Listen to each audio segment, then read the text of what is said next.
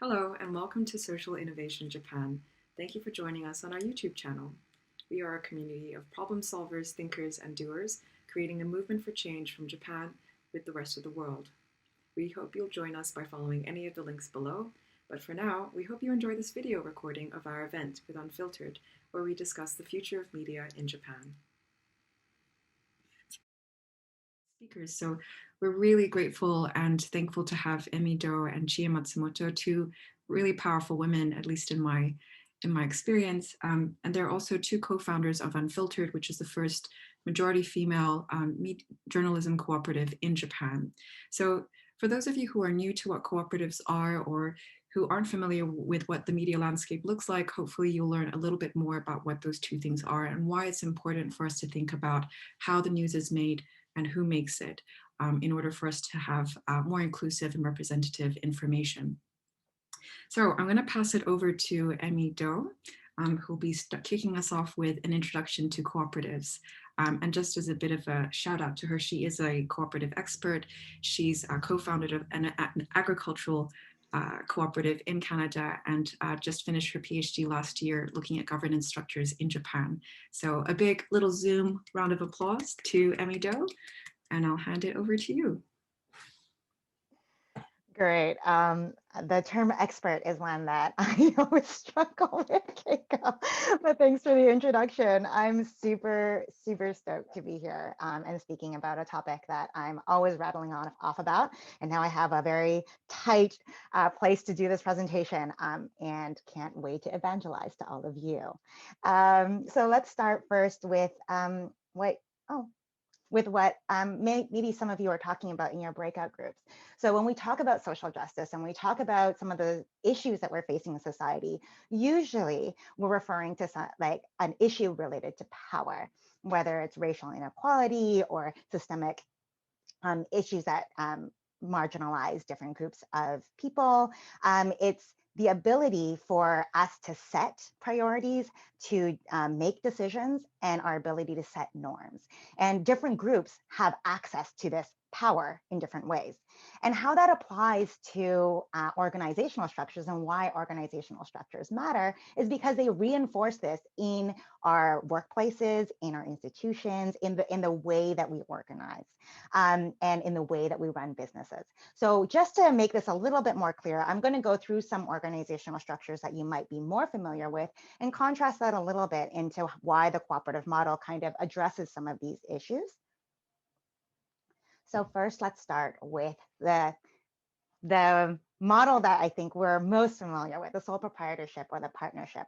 And so you can think of kind of the mom and pop shop, somebody who starts a business like a bakery down the street, or maybe it's a web design company, or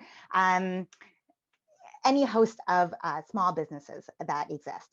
So the power essentially lies in the two or in the one or the two people who own the business. But what we don't think about is how those people were able to accrue the knowledge, the resources, and the ability to run that business. And that's where these three other icons that I have set up illustrate sort of the background and the things that we might not be always thinking about. So first, we think about their personal background, their home. So that's this bottom icon right here. What was it about their educational background, their family background, their social standing that has allowed them to start this business? The second icon right here, institutions. So what are the institutions that support the creation of this business? Is this business something that we have legitimized, that we have set the norms for saying is an acceptable form of earning a livelihood?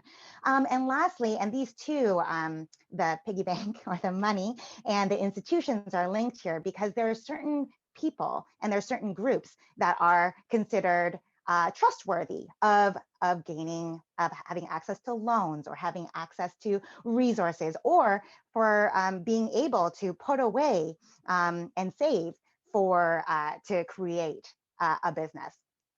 And that disproportionately affects who is able to start a business and who is not. Okay, so this is a little bit, we're getting a little bit theoretical, but that's the general model that I'm trying to decipher here. So now when we go into nonprofits, we're like, okay, great. So let's throw away the whole profit thing. And so there we won't have power structures, will we? But here, even though maybe the board of directors that the nonprofit establishes actually holds the powers for decision making, priorities and setting norms about what organizational, what the nonprofit stands for, what their causes are, that's set by institutions. And so really the power, even though the decision making might reside within the board, it actually resides outside of the organization. You know, one year it's super trendy to support climate action. Another year it's super trendy to support inequality. And so these institutional actors are really the ones that are able to make the decisions about what organizations are able to acquire the resources to continue moving, to continue doing the work that they're doing, and also really whether that mandate is deemed acceptable. And so the outcome of that organization is disproportionately affected by who these powerful players are that, again, are not democratically chosen. They're, you know, who knows what sets these trends. And now going into what we consider, you know, this shareholder model that most of our big Fortune 500 companies, actually all of our Fortune 500 companies utilize, and this is the big money here. So the power in these corporations resides technically with the shareholders, right? So they get to decide on the board decides who gets to run the organization. So they hire the CEO and they have a direct communication about, oh, you know, these are our priorities. But who are the shareholders? Well, of course, they're the ones who invest in the company. They buy the shares. And how a corporation works is that the more shares you have, the more ownership you have over the company, and therefore you are able to make a disproportionate amount in terms of the decision making. So if you are majority shareholder, then you get to decide, oh, this is the direction that the company should head in. And obviously, again here, who has access to the capital to be able to run these organizations or to own a majority of the shares is disproportionately given to people who have access to the means, the resources, and the background. So where, sorry, animation. So where do cooperatives fit in on this, and how do cooperatives share power? How are priorities set? How are decisions being made, and who sets the norms in cooperatives? So the International Cooperative Alliance has this beautiful, you know, idealistic definition of what a cooperative is. You know, it's an autonomous association of persons united voluntarily to meet their common economic, social, and cultural needs. They have a set of values that all co-ops should ascribe to, and they have 7 cooperative principles, very noble, and it's agreed upon by all cooperatives around the world. But what does that actually mean? How do we apply that in a practical sense? And here, Nathan Schneider, who wrote this amazing book, and if you want a primer and a super approachable book to explain the power of cooperatives, I highly recommend it. It came out a couple of years ago. It's called Everything for Everyone. He succinctly kind of wraps it up into these sentences, and I'm going to go over them a couple of times. So first, cooperatives are jointly owned, democratically controlled enterprises that advance the economic, social, and cultural interests of their members. They often emerge during moments of crisis, putting people in charge of the workplaces, credit unions, grocery stores, healthcare, and utilities they depend on. So, first part, let's break down this jointly owned and emerging during moments of crisis. What does that mean? Well, first, the cooperatives actually the cooperative structure allows people who don't have access individually to the money. They aren't recognized individually as being particularly valuable or worthwhile by institutions, or maybe they don't individually hold the background that is necessary to address an issue that they share with a lot of other individuals in a very similar situation. So how does that manifest itself? Well, Back in the 1940s, most of America didn't have any electricity, all parts of rural states. And that was because private companies were like, oh, it's going to cost us a lot of money to run the lines, to give power access to these houses that are super far apart from one another. So what do they do? Or what did people do? Individuals within those communities were like, well, we want power. We'll create a business together that distributes power to our community. And so now, within the span of about 10 years, rural America went from 10% having access to electricity to 95% being able to access electricity, because these people individually who didn't have the ability to pressure a utility company, a private utility company that is profit driven, to come to their community and provide power that they were willing to pay, we're like, all right, looks like we're going to set it up ourselves. Agricultural co-ops. So this is this is what I helped found back in Vancouver, but individually, I had a small 2-acre farm, and bringing my product to market was really difficult. So I found 10 other small farmers who were like, oh, you know what? We actually have a lot of extra produce that we'd like to bring to market. So we formed a cooperative together, and together we could purchase for a lot cheaper, and we could sell our product together and have access to bigger contracts.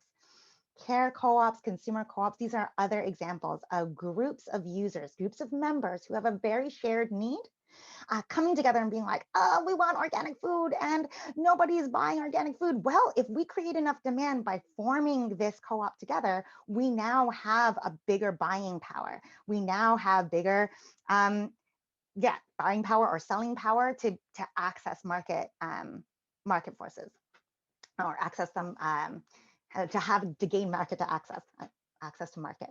Sorry.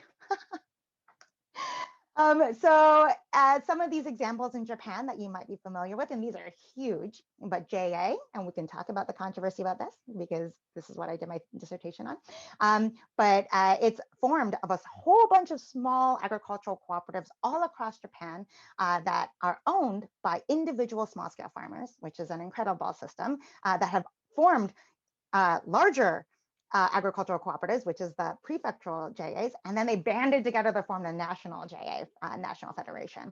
There's a consumer co-op union. Again, these consumer co-ops in Japan are what spearheaded the organic food movement in Japan. Before them, there was not enough demand. University cooperatives, which are great breeding grounds for learning how the cooperative system works. And in the United States, you might think of an organization like REI, or in Canada, there was MEC, which is really well known, but people don't even realize that they are a member.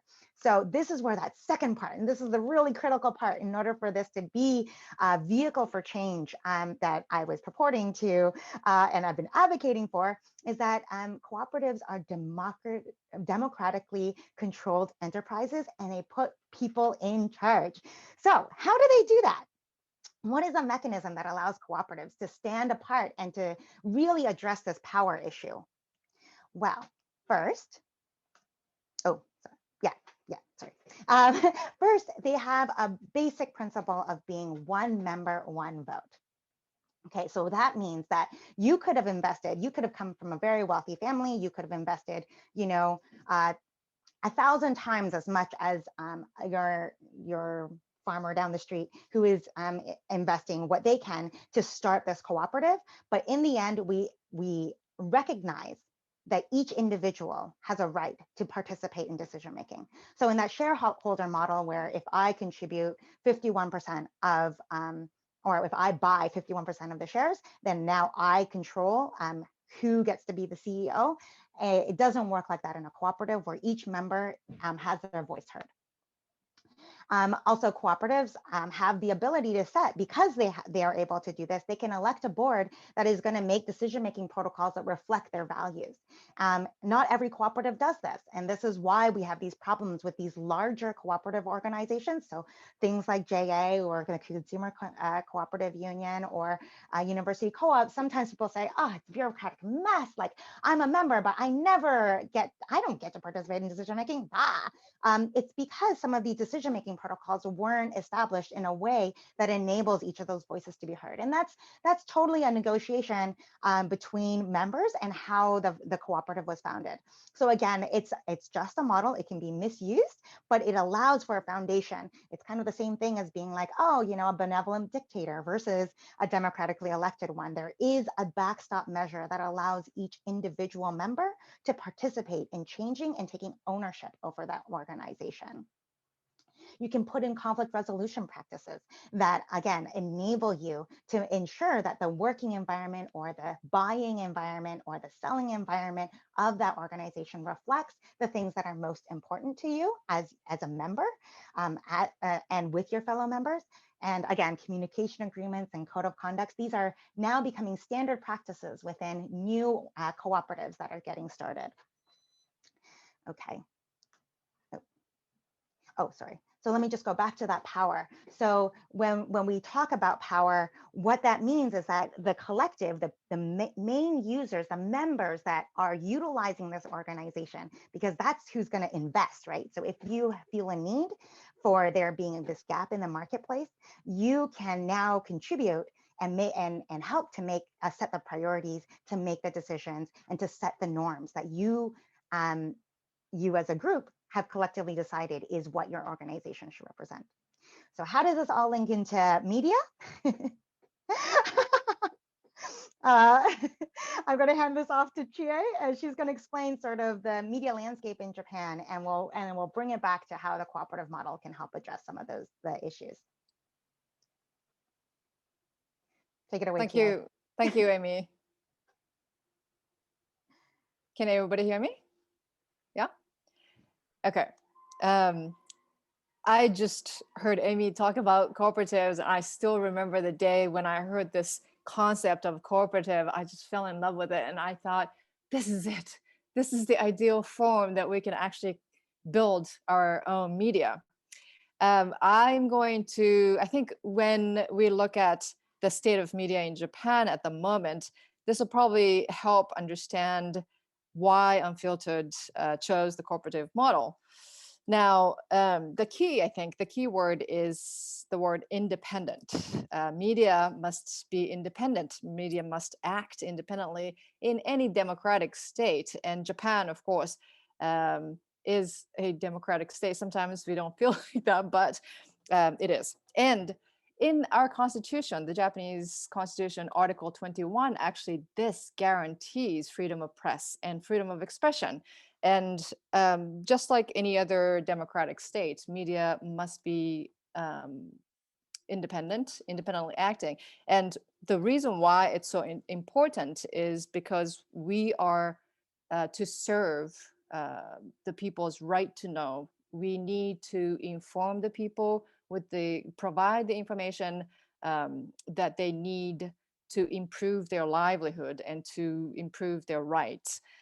So that's why it's important. And we also, in order to do that, we have to be watching the powers that be. So it would be the government, it would be not just the government, but the authorities, the police, the corporations, businesses, anyone that have the powers in the capitalistic society. And this is one of the most important responsibilities and roles of media, the watchdog of Japan, watchdog of the power. But especially in Japan, well, in any other democratic state, this could also happen, because in a democratic state and the capitalist society, especially, where the power is with the people with the money, right? Or the corporations and institutions with money and power. So that's why in Japan, this has been pretty prevalent, and the kind of secret has been revealed in the past. I think most of you have already heard about this, but in the past, this has been 10 years. It's been 10 years since the nuclear disaster has happened in Japan. And if you look at this area, it's a circle of vested interest this is revealed. Now, sorry, we're looking at two areas where media cannot act independently, or media choose not to act independently. One is this specific vested interest circle. Now you can see some government, politicians, bureaucrats, even academic institutions and financial sectors, businesses, utilities, right? This is where the utilities come from. But sorry, utilities, electric companies, I guess. But media uh, are also a member, very important member of this vested interest circle. It's called, at the time, it was called the nuclear village.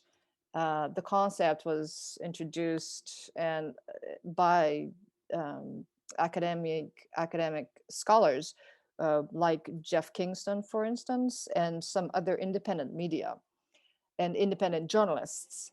But there's, if you see where the arrows are going, there's money exchange, the favors, politicians, bureaucrats coming down, descending from heaven, amakudari, to some academic institutions or business executive posts, media, in exchange of advertising fee.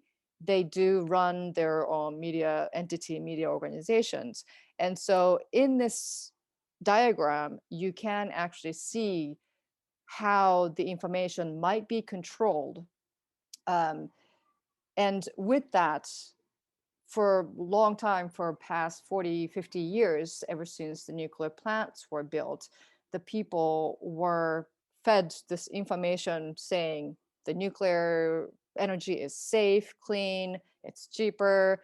And so this is what we need to carry on. So there was that brainwashing at the same time. And this is very clear example of how media could not act independently, and they were influenced by the powers and the capital, the money, how the information was controlled. And so the people's right to know what's very important, the core, that the problems and the facts that might affect their livelihood and their lives, that was manipulated. So this is one example. And another example, so in this, sorry, can you go back to, yeah.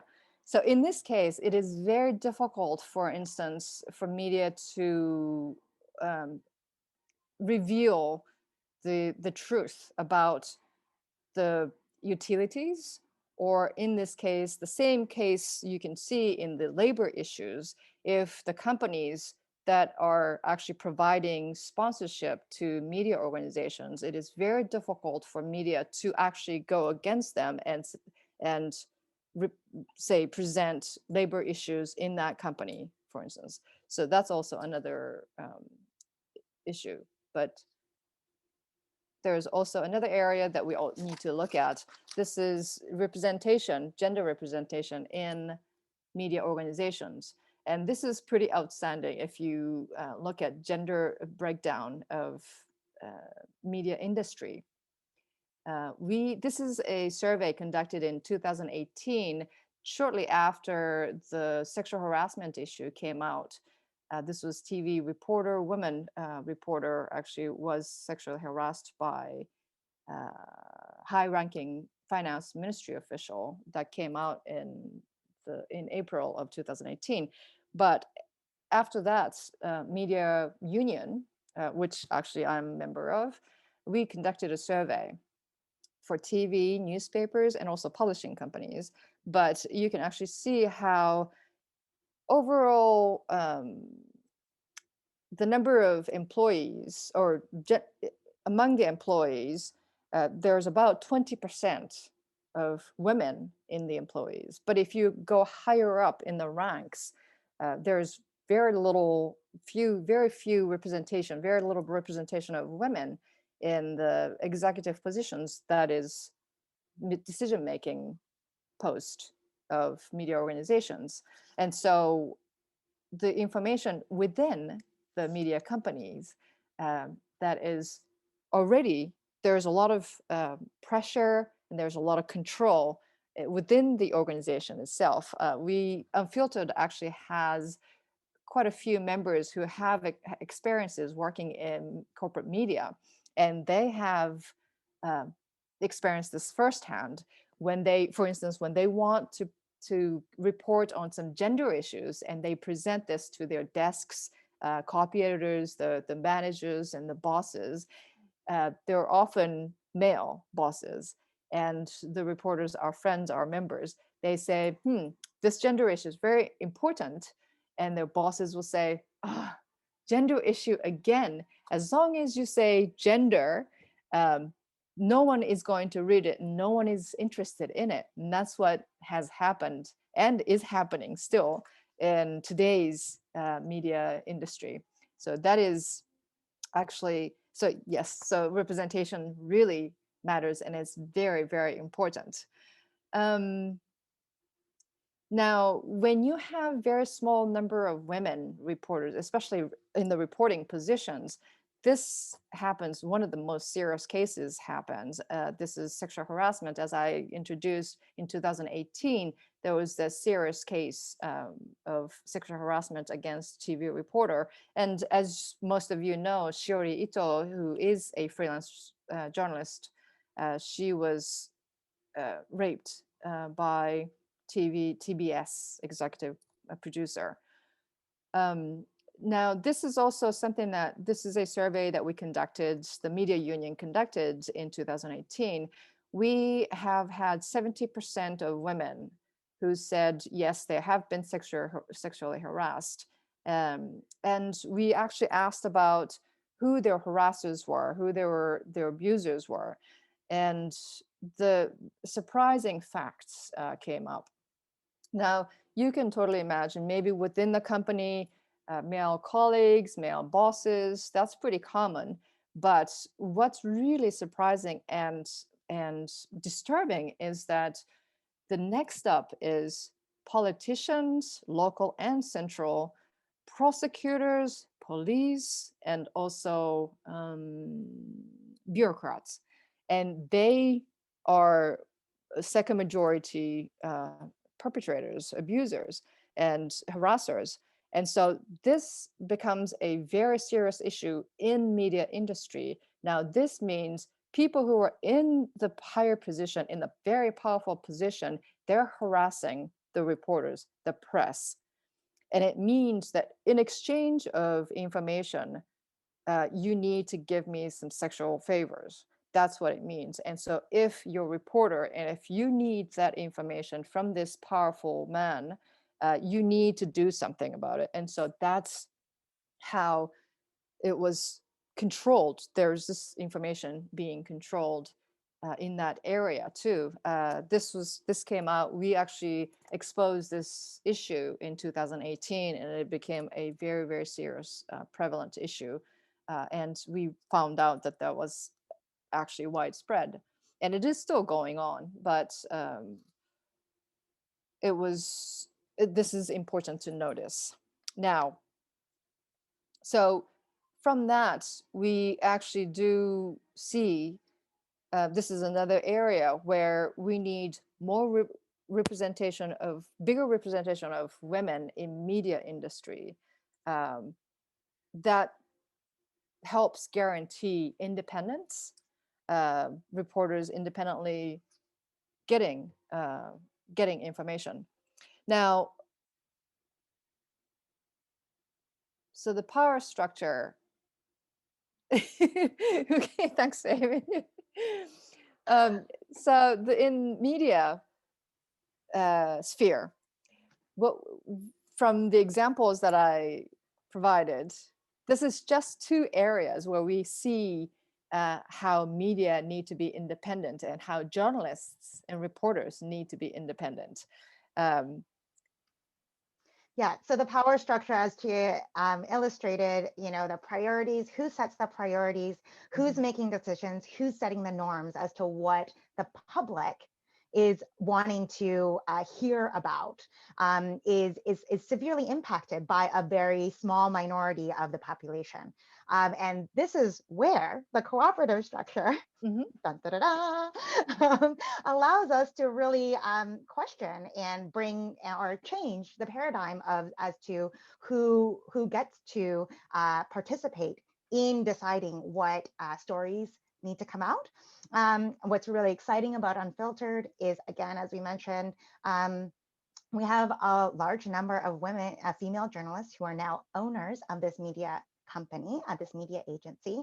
We also have people who are embedded within different stratas of society, whether that's involvement with organizations, unions, who understand the struggles that are being experienced by people working in various large companies from the grassroots levels to people who are embedded in marginalized communities, even the foreign communities, right?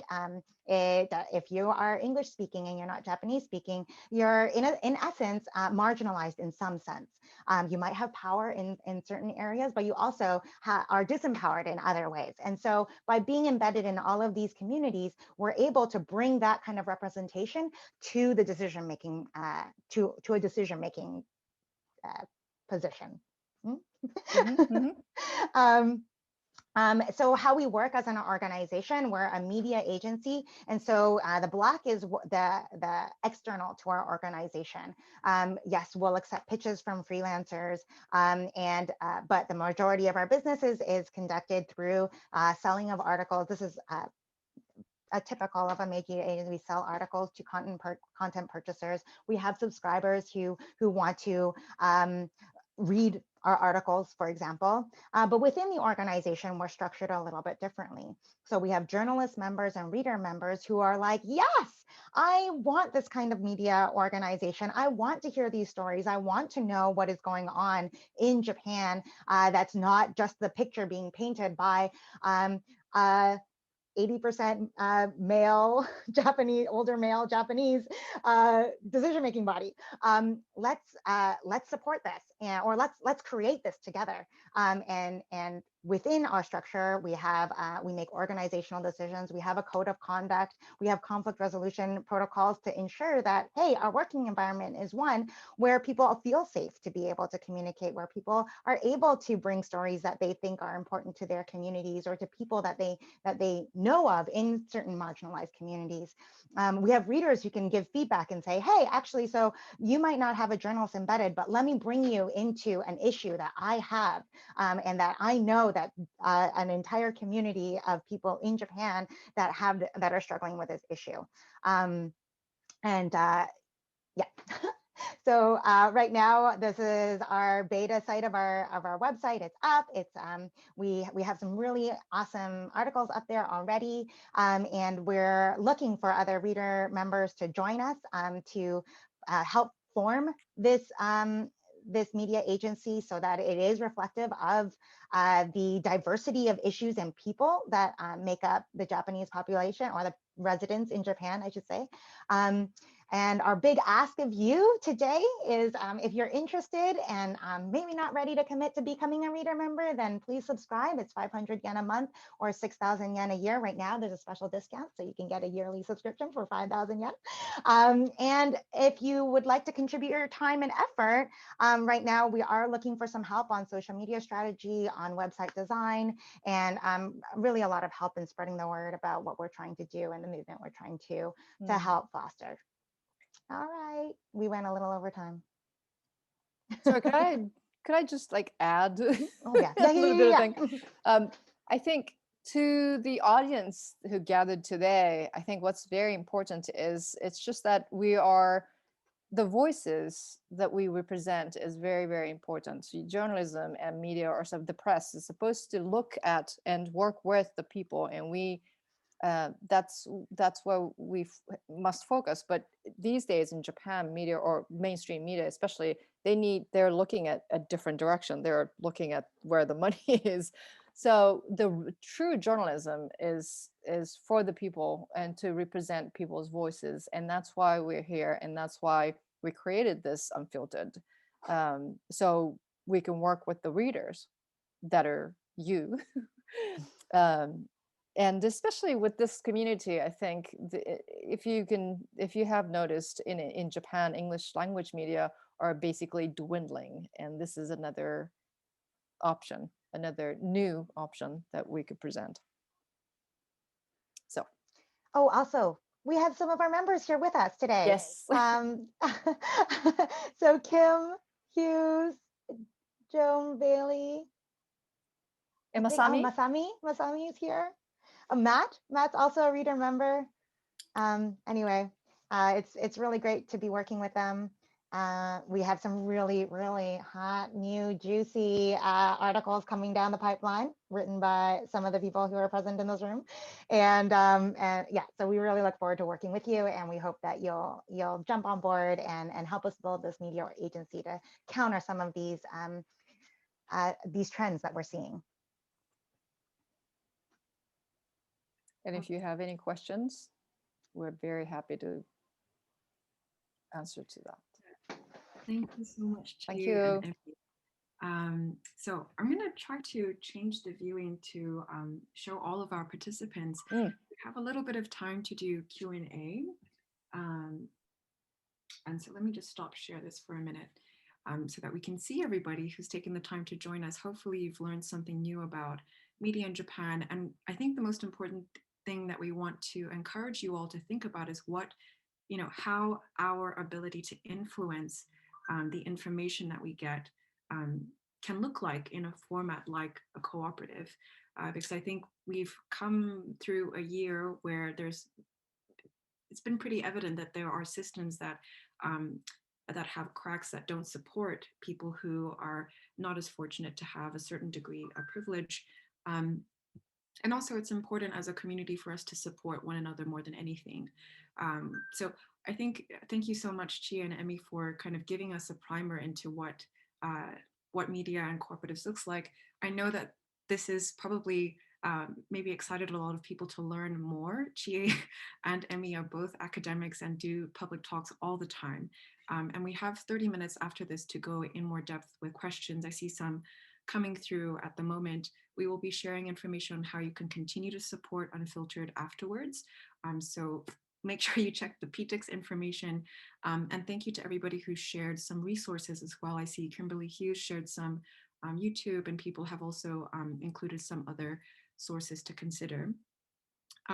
But maybe I'll start with Reiko's question, which seems to be really pertinent here. So Reiko is asking, how do the readers play a role in the organizational decisions in Unfiltered Co-op? So if we were all to join, hopefully, if we were all to join Unfiltered today, what would our role look like? Well, first, we're still building this out. So we're not 1,000% sure. Right now, what we have set up is that we're going to have forums where readers can meet a journalist. We've been talking with Keiko about maybe setting up, kind of like a meet the press kind of situations. And we would love to hear how readers want to be more involved. There's a certain level of like, ooh, I'm on like 1,000 committees, and it would be great for people to be able to contribute and to support and to be a part of and to help this movement grow without needing to feel overburdened and like the entire weight of the organization is on their shoulders. So striking that balance between having to be a part of a lot of meetings that you don't want to be participating in, to be getting the ability to say, hey, this isn't right. Like, I don't like how this is running, but also, yeah, to be able to take a step back. Right now, the differentiation between reader members and subscriber members is that because reader members are going to be abiding by are going to sign off on our code of conduct and really signing on to our agreements, they'll be able to comment on our articles on our sites, whereas subscriber members are kind of more voyeuristic and just being able to read the article. So that's what we've set up so far. Again, we're still an organization that is nascent. It's really exciting to think about how to resolve some of these issues. If the readers members don't participate in governance, then we're no better than some of the other bigger media organizations. So we definitely want to think about that and how to keep reader members engaged as well. Yeah, and just to add on to that point, Rico, I think the whole point of this model is that as an organization that is democratic, that encourages agency, you would be able to influence what your ability to kind of shape the future of this organization looks like. We have quite a few questions coming in, but I wanted to point over to the next one from Juan Miguel Peraza Hernandez. I hope I'm pronouncing your name correctly. And this is a good one. I think when we think about this type of media group, we have a captive audience, I think, in this group today who's looking for more diversified media. How are you planning to try to reach out to quote unquote more conservative people, or I guess the more wider general population to care about what Unfiltered is doing and the information you're sharing? Very interesting. I think we could, I mean, in the future, we should start thinking about more outlets or more how to reach wider audience. But I think at the moment we are, as I explained, we have different roles to play. Mainstream media have certain roles to play, and independent media also, or alternative media have different roles to play, of course, right? SNS, Facebook, whatever. Um, and we also have a different role to play. And so at the moment, right, what we are focusing on, where the areas we're focusing on are labor, working class workers, women, and non-Japanese foreign residents of Japan. Because these are the areas that, as I explained, with special interests and capitalist powers, these are the areas that we don't think represented very well, so or fairly. So that's where we're focusing on, and from there we do try to expand. And of course, with English and Japanese languages, we already have wider audience than just reporting it in Japanese. And we're actually thinking of expanding it to Chinese in the future. But at the moment, it's too much to try and do everything at the same time. So, but slowly, we will build what we have right now. Thank you, Chie, and thank you, Juan, for that question as well. So Keisuke Robo Japan has another question about citizen journalism and what your opinions are. So from the model, you show that people can contribute as well to the stories, but there's a question around credibility. So what are your thoughts around that, and how does that play out in Unfiltered? I think that is a very interesting question. There are a lot of citizen journalists and journalism, and the media, independent media are also run, and they're mostly run by donation based, I think. And as Keisuke, as he pointed out, I think there is an issue about credibility too. But Unfiltered can guarantee credibility because we have professional uh, journalists with professional experiences. Most of us have had working experiences in corporate media, and we have the journalism background. So, and we, of course, we plan to increase the number of journalists, and they do need to, first check on the agreed on the code of ethics, code of conduct. And then at the same time, we have to check and see if they do have that background. So there is that certain, I hate to say, but there is certain screening, because that's very, very important to have the credibility. That's one of the basics principles. I'm not a journalist, but I've been super impressed with how the team has worked so far in the editing process. Like I said, we're a small team, but there is a lot of fact checking that is happening. Sources are vetted. It's really amazing to be in a group with such professionals, like people who actually know what they're doing. Thank you, Emi. Thank you, Chie. And I think the idea behind the underlying, I think, premise of cooperatives is the fact that every individual has something to offer. It is not dependent on the capital, on your social standing. You have agency and power. And I think that's very evident in the way that cooperatives like Unfiltered works. So we have a few minutes to go. So I'm going to ask one more question, but we do have time for more questions. We have 30 minutes with the speakers afterwards, so feel free to stay. Also, shout out to Chris for signing up on the spot for a yearly membership. Thank you so much. Now, so I'm going to go over to, wow, we have a lot of great questions coming through. So Kelly Langley had a great question around managing the existing biases of contributing journalists in this model. So thoughts on that? So I don't think I understood the question. I'm guessing, Kelly, that this has something to do with, like, maybe journalists trying to be representative, or like having too much empathy for the group that they're like maintaining objectivity. Is that?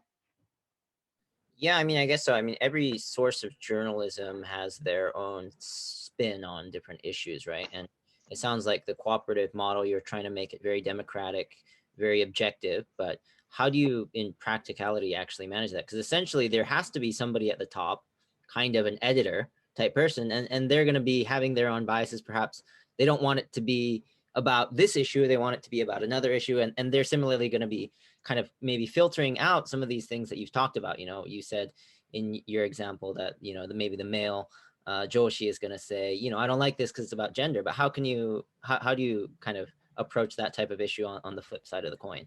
Very good question. Thank you for that. We're laughing because we had this exact conversation. We're a proud women majority organization to begin with, but that's just put aside. I think as far as Unfiltered goes, the journalists or the members who have gathered so far, we gathered because we share the same principle, which is to say that journalism is supposed to serve the people, and especially the minorities, especially the underprivileged, because that's where you need to amplify the voices. So we're the amplifier of the voices. And of course, our Unfiltered reader members and also journalist members, our principle and our mission is to empower the underprivileged of the society. And how do we do that? We amplify their voices, and of course, to look at how their livelihood is and how their rights are treated, and whether they have dignified lives.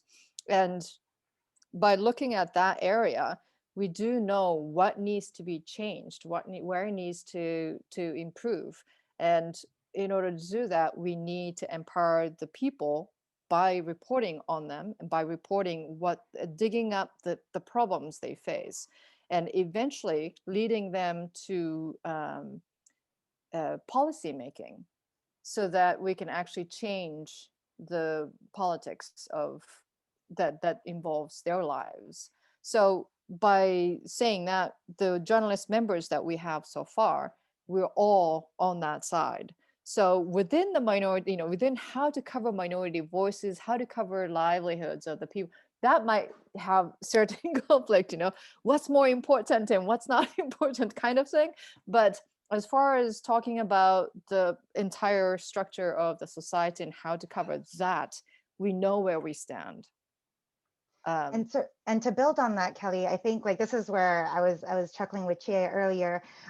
We often think of this pyramid scheme, right? There's this person that filters everything out at the top. Like this person is the one making the decision.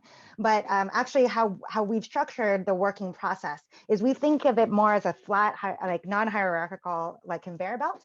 So an article is produced by a journalist who is working with a buddy, who then has an editor looking over and proofing, doing copy editing. And then there's an editor-in-chief that kind of does a once over lookup. But those are roles and they're not hierarchical. So that editor-in-chief is just another role. It doesn't mean that they're more powerful, that they have any more say in decision making. They're just doing the last little final, like make sure that like it meets the quality standards that we have all decided and we have all agreed upon. And if there is any discrepancy about who's doing what role effectively, that is decided on as a group.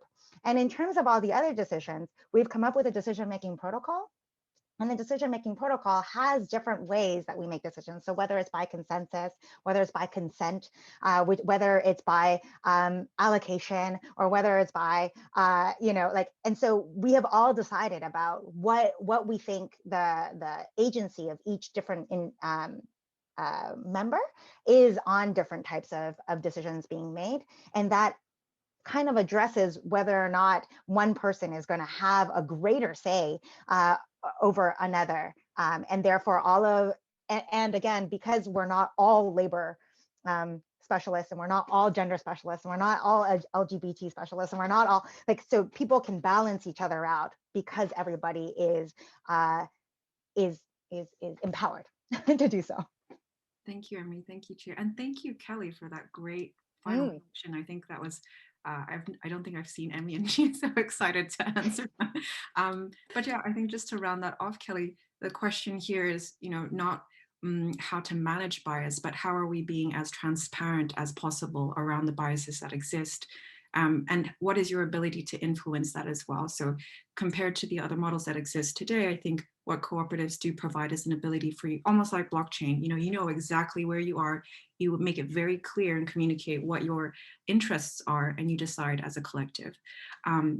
On that note, as a collective today, I just want to say thank you to everybody who's taken the time to join us. Hopefully you've enjoyed it. I think there's probably a lot more questions that I didn't manage to get to. But I want to do a quick wrap up for those of us who can't stay for much longer. So if you'd like to subscribe or support or share Unfiltered's awesome work, please check out their website. So you can take a screenshot of this if you like. We'll also be sending information via PTIX afterwards and on our Facebook and all the social medias. For Social Innovation Japan, if you'd like to see more of this or support what we're doing, please find us on Facebook, Instagram, use the hashtag, and check us out on PTIX for our upcoming events as well. And yeah, thank you, Chris, for sharing some resources in there. I see there's a conference that you've just shared. Oh, wow. Yeah, really lively chat. But yeah, this is your time to unmute, everybody, and ask your questions. I'm going to start with Chris, since he's been such an avid participant. Chris, if you're still with us, if you'd like to unmute and ask your question, you're still with us. Yeah, so I was a little bit late. But thanks so much for this. It's sorely needed in Japan or in the world.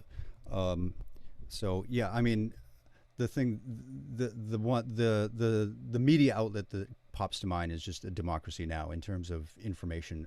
Whenever I try to have a discussion about media with people, it's very frustrating. In Japan, the answer is, where do you get your news? It's Yahoo. Or they use an app, and I'm like, what? Where is that from? Is that from AP? Is that from Reuters? And I don't know. I'm like, well, you need to know. So yeah, follow what? Who are the journalists that you follow on Twitter? Do you know who they are? Who wrote that? Like Kelly said, what are their biases or not? So. I mean, so please, Emi, Chie, who do you follow? What media sources, what reporters do you aspire to be like in Japan? Members of Unfiltered. Just Yeah, good answer, Keiko. I don't necessarily follow any journalists, maybe because I have friends around me who are journalists and who share the same principles and same mission. Yeah, but I think mainly the people who take sides with the underprivileged, and especially the ones who are discriminated against, the minorities of the society, because that's where I am. We can also try to compile it. Sorry, go ahead, Emi. I was going to ask Kim and Joan, if you're still here, if you guys want to Joan pipe left. in. Kim, what do you think? Okay. Yeah, I'm not a big Twitter user, but like Chie, the people who tend to be, for example, on my Facebook feed, share really good content. So I get info from that. And then I go to different sites that I trust, like The Guardian, Al Jazeera, things like that. And so, yeah, I'm constantly learning from the community around me. And the question was, can we trust the media sources that we and which Japanese media sources to point to Japanese. for about Japan? Like, you know, when Chris is talking to people that he meets on the street, or what, I don't know who you're talking to, Chris, but people who say they're getting their news from Yahoo News, or they're getting it from, you know, some random app on their phone where they don't actually know where their media sources are. What I is use the the kind of feedback one that you want to be too. giving? So yeah, but that's why it's great to see something like Unfiltered as well, so that, you know, we can feel more confident and trusting, I guess. Mhm. And it's, Sorry. we're Go all ahead. such talkers. um, I was going to say, it's not that mainstream media doesn't cover good stories. Like I saw, you know, there's really great articles put out by the Mainichi and Asahi, and you know, and Japan Times has done some really great coverage of some deeper issues in Japan. I think what we're hoping to do with Unfiltered, that it would be a place that you would add amongst all of your other media sources to go to see, like, hey, actually, what's on this beat that I never hear about? What's happening in some of these communities that I actually don't have access to? Hey, like, something is happening in my community, and I actually want to know a more objective, like, bigger picture of how this one incident fits in.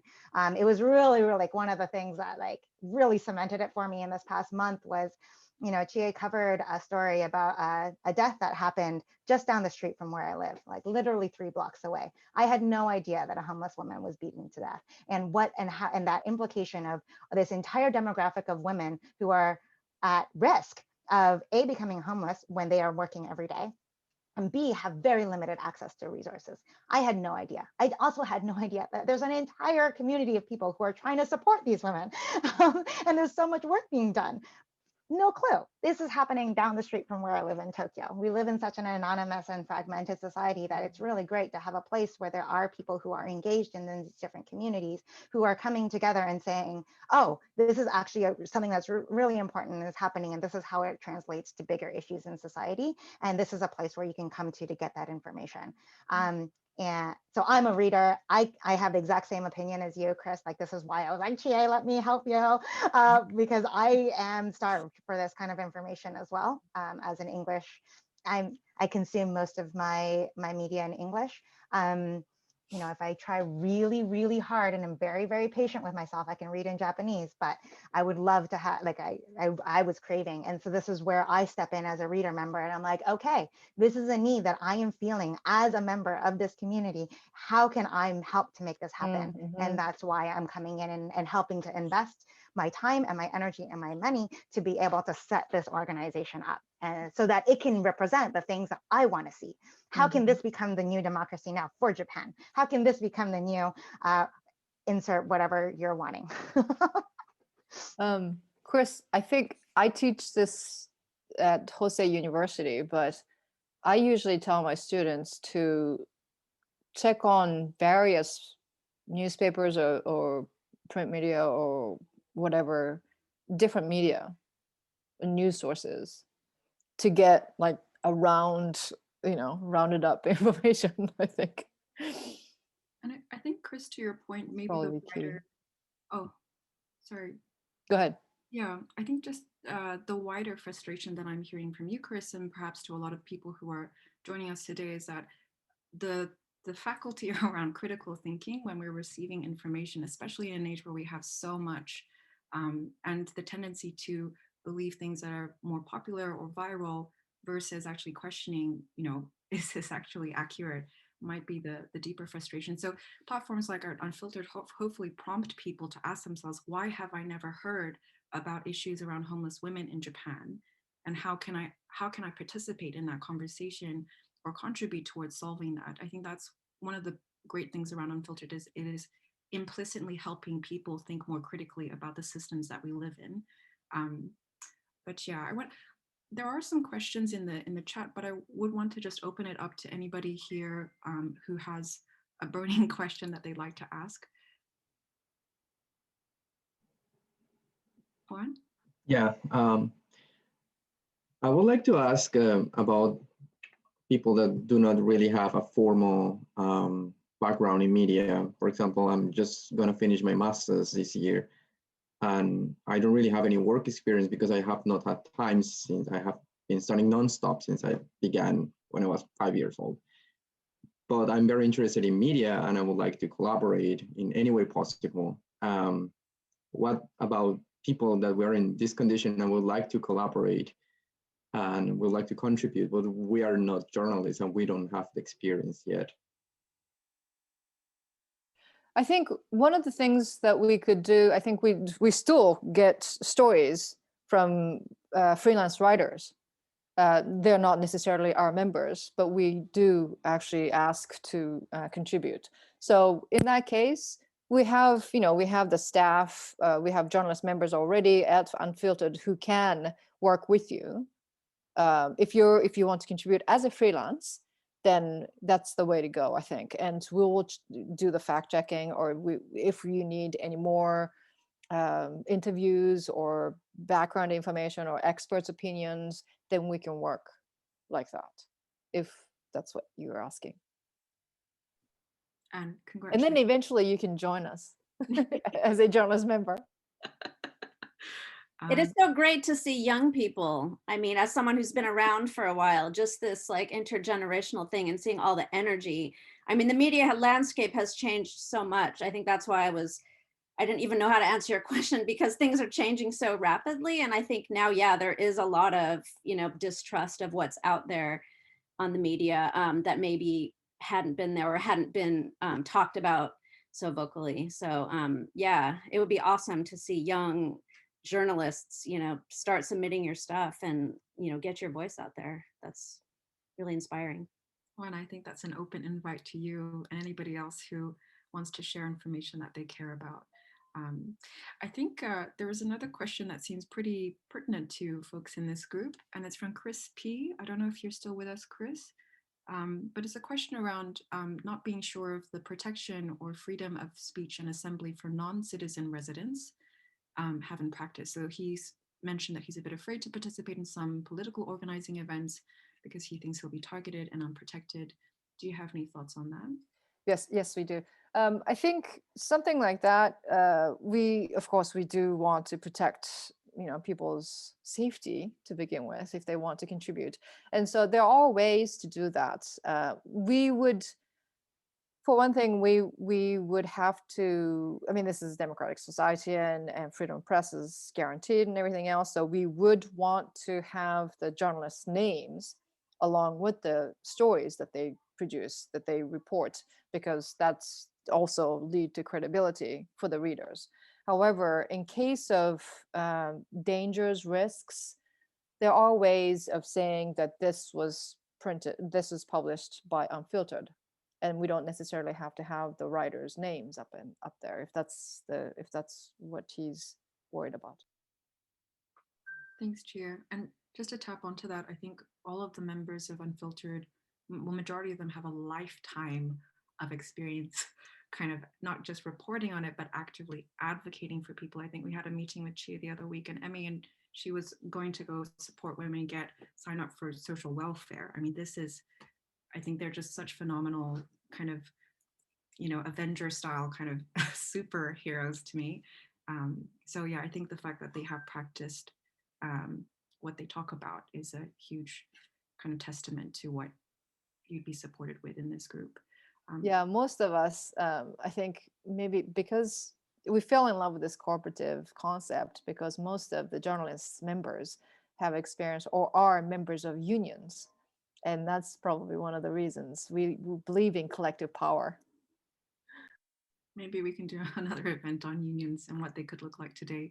But I'm going to pass it over. We've been out on the streets, sorry to jump in again, but protesting and demos and things like that, which maybe aren't so easy to do now just because of all the new laws that have been put into place that, maybe in 2003 and in 2004 and after the nuclear incident 10 years ago, there were massive demonstrations in the street. Of course, with coronavirus now, that's not happening. But I think some of us have been there too. So it's just interesting to see these generational changes and how activism maybe shifts. So. I have a question. I'm also a student as well, and I've been doing a lot of research on media access for people, and so I was wondering. I know Unfiltered does have the the sort of patron model, like you pay to get the information, but how do you intend to make it accessible for, like a large majority of people? Um, like as a student and I'm doing research and, I click on the New York Times 3 times, I can't get the information I'm looking for. So like what do you guys intend to do to sort of tackle that sort of model for people? I would, I believe in free information too.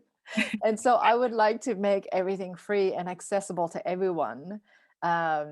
Because one of the reasons is because I know I've met some people up in North, especially women, who didn't have access to information because they didn't have internet, for instance, right? This is Japan and they didn't have that. So, I mean, if you try to think of that, and we also, we have a lot of friends who are in China, Taiwan, and for us, maybe 500 yen is, it's a cup of coffee a month, but it's not to other people. And if we wanted to reach wider audience, like worldwide, we do have to start thinking about that. I think one of the ways we could do it is to increase the number of journalist members. And that's where we would have to draw the founding, funds. Yeah, but it has to also be sustainable, and we don't ever rely on corporate capital. So I don't know.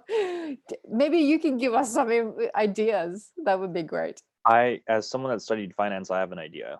I actually think one of the biggest problems is that when you charge like 6,000 yen a year or 500 yen a month, you're actually putting a ceiling on yourself, meaning that people that can contribute more are not able to.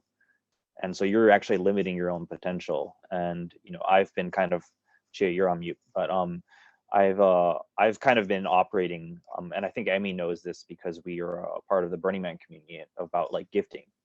And I think, information, especially that's valuable, that's related to social justice or anything related to things that really need the attention of the public, it's even more the reason why it should be available completely for free. And basically, because it's really the devil you're fighting is really the distribution of information. It has really not much to do with the value itself. And it's that, if it gets to the right person's ear, that person might be like, here's $1 million or whatever. Here's a ton of money to deal with that problem. But if the information never gets there because it's not being revealed or so on and so forth, you're actually putting blocks on the flow itself. And I think information is just like water and money. It's basically, if you create a dam, that's where it starts just pooling, and it doesn't always work out for everyone. So I really encourage that kind of more of like an open source model where people can really contribute and donate more, because I think you'll be opening up a lot more doors that way. Thanks. Well, yeah, definitely. For the short term, like I think this is a way for us to at least prove our case to ourselves. We're trying to pay journalists right now, and this is one way. I mean, this is based on our collective experience of what we've thought as a business plan to start. Again, this might change in the future. We're hoping that to answer your access question, Jamila, is that we were part of our operational system is that we are selling our content to content purchasers. And for the time being, hopefully some of our bigger articles will get picked up by more free sources. We Yahoo News was mentioned earlier. Maybe that's a place where we can be selling our content to. I know right now, because there's so many competing platforms out there, that they're also struggling to find content. And so that might be a place for us to get a more widespread audience and keep subscribers and reader members and journalist members as people who are trying to build the organization right now and build our capacity. And again, as Will mentioned, maybe that eventually leads to all of our content being free. It took The Guardian how long to be able to use this model, and a lot of annoying pop-up ads, in the meantime. So, it's right now, it's the capacity building time. And I hope we're able to, I mean, like Chie mentioned, all of us are embedded in all these communities, and we've also felt a lot of those blocks. Oh, sorry. I also have a second question as well.